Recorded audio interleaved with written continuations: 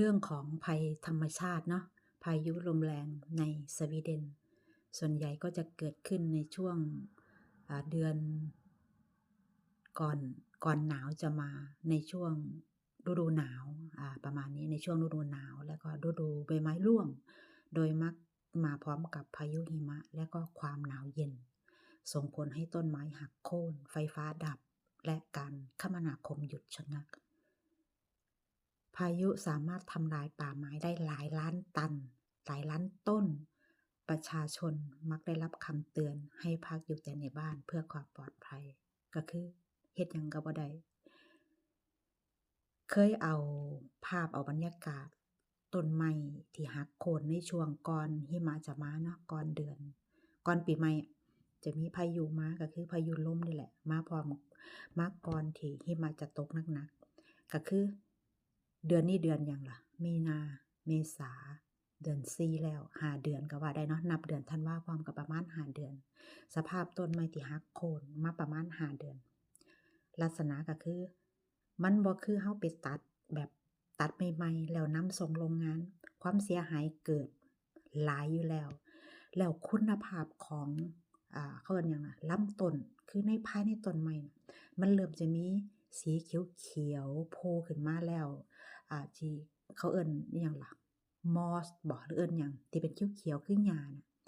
มันเริ่มจะมาจับตามต้นไม้แล้วก็คือต้นไม้ที่มันหักโค่นลงมาก็คือเป็นต้นไม้ตายก็ว่าได้ระยะเวลา5เดือนที่ผ่านมาน่ะพวกไม้พวกนี้ยังบ่ได้ทำการจัดเก็บหรือว่ายังบ่ได้การเฮ็ดหยังเพราะว่าหิมะมันหลายแล้วก็ปกคลุมไปทั่วป่าการทำงานก็จะยุ่งยากก็คือรอแล้วก็อีกอย่างหนึ่งก็คือพวกวัตถุดิบอุปกรณ์เครื่องไม้เครื่องมือพวกรถขนไม้พวกรถตัดไม้มันต้องเข้าคิวกันคือกันล่ะกับบ้านเฮาเกี่ยวข้าวต้องไปเข้าคิวรถเกี่ยวข้าวสีข้าวอิหยังประมาณนี้ลักษณะคล้ายๆกันมื้อนี้ได้เวลาอันเป็นมงคลฤกษ์ ประมาณนี้มีแดดออกสภาพอากาศเริ่มดีขึ้นก็คือได้เวลาลำเลียงไม้แล้วก็ตัดเป็นท่อนๆมาวางไว้แบบเนี้ยขนออกมาแล้วก็ทำความสะอาดแล้วก็ทำการปลูกใหม่เป็นขั้นตอนของคนที่เขาเฮ็ดสัมปทานป่าไม้เขาจะเฮ็ดประมาณแบบนี้ขนออกมาเรียงไว้ตามข้างนอกแบบนี้แล้วก็จะมีตาประทับเป็นของไผของไผบ่มีการลักเล็กขโมยน้อยแน่นอนไผอยากลักๆไปเลย ประมาณนี้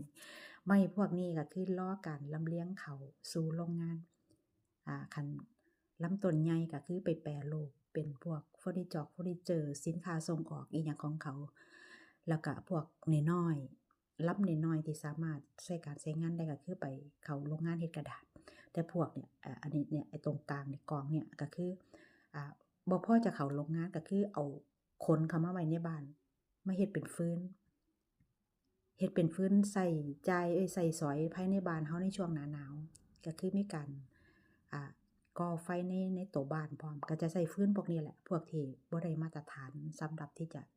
ส่งเข้าโรงงานก็คือเฮาสามารถนำกลับมาใช้ในภายในครัวเรือนได้เป็นสภาพใหม่ที่กำลังจะนำส่งเข้าโรงงานเอาบรรยากาศมาให้เบิ่งก็จะประมาณนี้